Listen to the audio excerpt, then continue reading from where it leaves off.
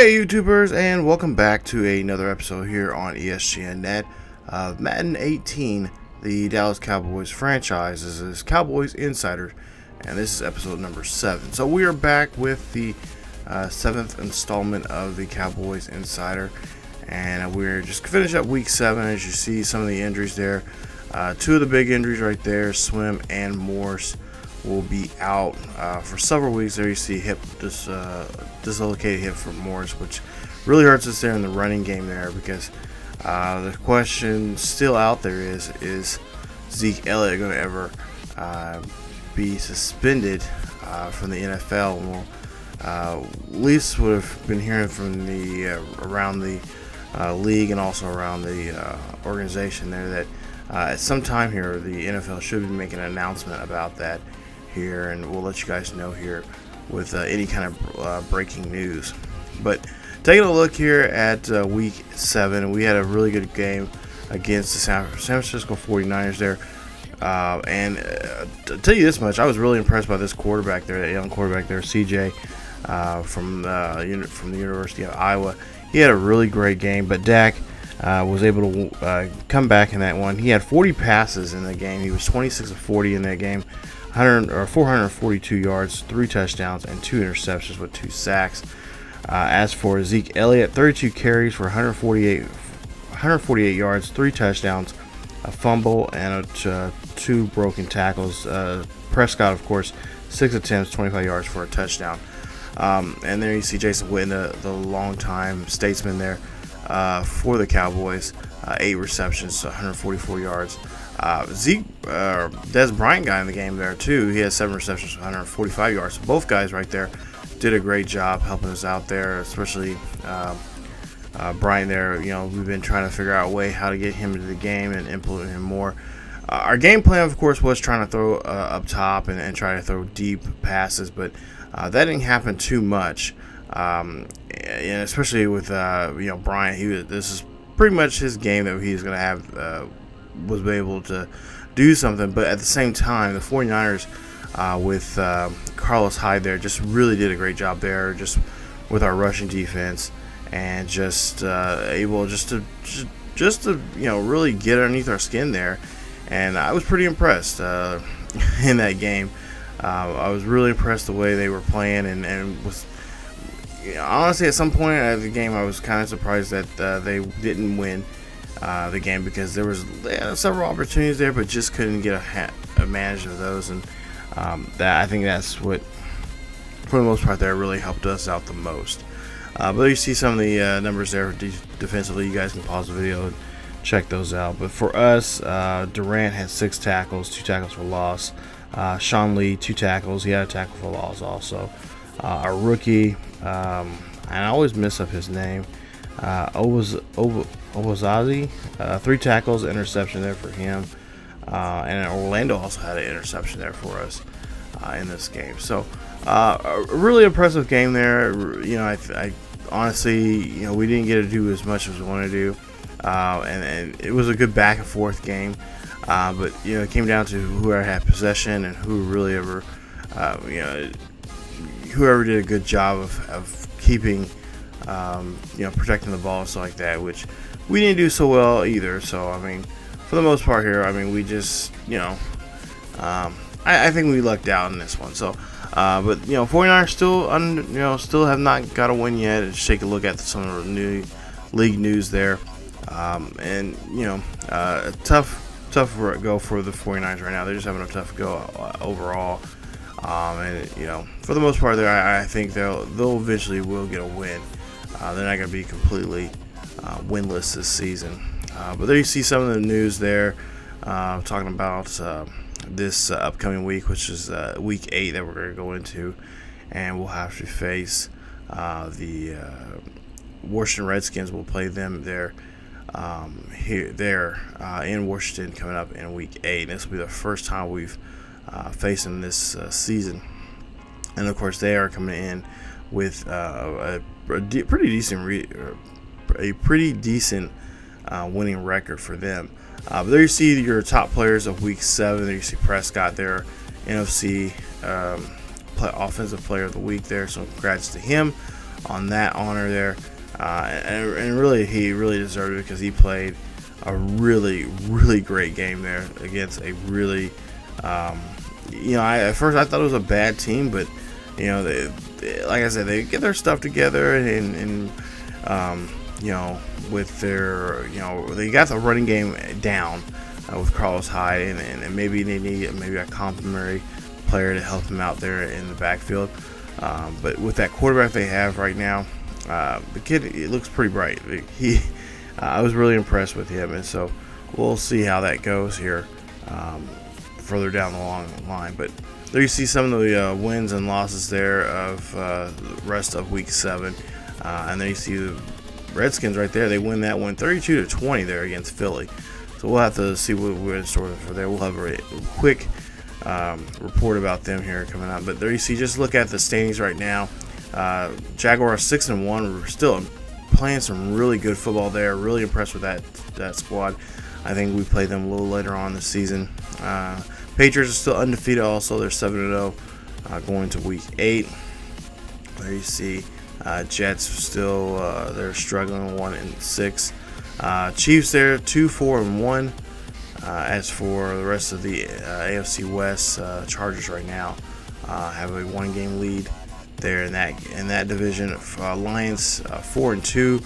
Everyone else 3-3. Bears 3-1. 2-5. Vikings and a 1-6. Green Bay Packers. Saints there both tied with the Falcons 4-2, which we play Falcons here in about another couple weeks. And there you see us 6-0 going to Week 8. Redskins 5-1. They got their victory, so we'll see what they'll do and how we'll play. We'll see what they'll have to do against us. Eagles 4-2, and then of course Giants 2-5. And then round out the last part of this, the NFC West. Seahawks lead that one 5-1 with the still winless 49ers there 0-7. So what our game plan is here, well, we got to depend offensively. We got to go to the short route. We got to go to the short game here. There you see. We'll check out the numbers there, but yeah, we need to. I think for us, we're going to try to do some short passes here. We're not going to try to go deep compared to like we could do against the 49ers from the previous week there. We just have to really stick to it. So there you see some of the strategies there, the game plans that we need to do, and I think the short game is going to kind of work for us. I think this week we'll try to work with the backfield a little bit more with catching with McFadden and also Zeke Elliott there in the backfield. And then defensively, we're going to have to stop the run. We got to stop the ISO there that they like to use. So just filling those gaps there, trying to make sure that they don't get nothing through, and to really just do a good job there from our defensive point of view from the rushing. So just run stop quick and just shut it down and force. I believe it's going to be Colt McCoy playing this game because Cousins is out there. You see a partial ACL tear. He's going to be out for significantly majority of the season there. So Colt McCoy will be the starting quarterback there for the Redskins. Of course, Josh Norman, a guy that we're going to have to, and that's why I say that's why we're going to go with a short route situation, screen passes, stuff like that, because Josh Norman is just one of those great up-and-coming quarterback or corners there in the league, and just trying to avoid getting picked off and whatnot. So it's going to be rough territory as you see Colt McCoy, his overalls there, or his attributes there for him for the season so far. But yeah, that's something we're going to try to have to work on here as we go along here. Trying to get my notes here, and looks like Colt McCoy 297 or 293 yards there for the season. 2 touchdowns and 1 interception, no sacks. As for Mixon there, you see he had 101 attempts for 332 yards, 4 touchdowns, and 4 broken tackles. Terrelle Pryor, 30 receptions, 389 yards for the season, and 1 touchdown there for him. As you see, Chowder There you see 24 receptions for the season, 258 yards, 1 touchdown there for him for the season. One of the other 2 wide receivers that we're going to have to key on the defensive side of the ball there. Just try to shut them down quickly and make sure they don't have a big game.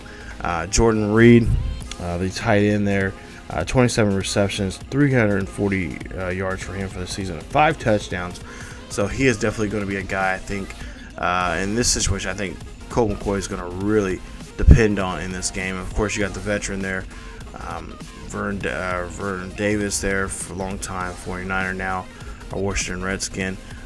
He is going to be definitely be a threat there in the vertical game, and really the probably third down situation I can see him in a lot of those drives and stuff. And then Jonathan Allen there, the left end rookie from Alabama. So far this season, 27 tackles for 6 tackles for loss and a sack. And then Ryan Kerrigan, the linebacker there, 6-year guy from Purdue. Definitely just probably one of the most dominant guys on the team right there defensively. He has 30 tackles, tackles for loss, 5 sacks, interception, 2 forced fumbles, and a fumble recovery this year.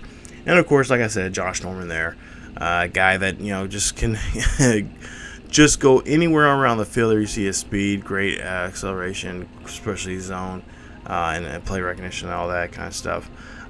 Yeah, he is definitely a guy that we're going to have to try to avoid and get around. So that is pretty much a quick look there at the Redskins there for this upcoming week. So like I said, offensively for us, we need to make sure we get short passes there. Really maybe even get the guys in the backfield, McFadden and Elliott, involved a lot more, especially in the passing game, screen passes, stuff like that, ISOs. And then defensively, we need to stop them when it comes to the running game, because they like to run gaps, and then also keep an eye out for Jordan Reed and Vernon Davis on big plays there, especially third downs there, because Colt McCoy, not the best arm in the league or anything like that, especially even in college he didn't have the best arm, but need be he will torch you if he has to, and he can do it. So we'll have to try to see if we can put some pressure on him and get him to throw the ball sooner than he actually wants to. So that's a quick look there at the Cowboys and the upcoming game coming up here in Week 8, as we take our 6-0 record on the road going against a 5-1 Washington Redskins there at FedEx Field. So thank you guys so much for watching. Stay tuned for more Cowboys franchise here on ESGNet. If you guys enjoyed today's episode, please leave a like. Also, don't forget to subscribe to the channel. That helps me out so much, you guys. Thank you for the feedback you guys been giving me for the channel or for this video, for these videos in this series, and so much more. Thank you guys again so much. Follow us on Facebook, Twitter, and Tumblr. Links are down below in the description. And as always, keep yourselves each other healthy, and I will see you guys next time.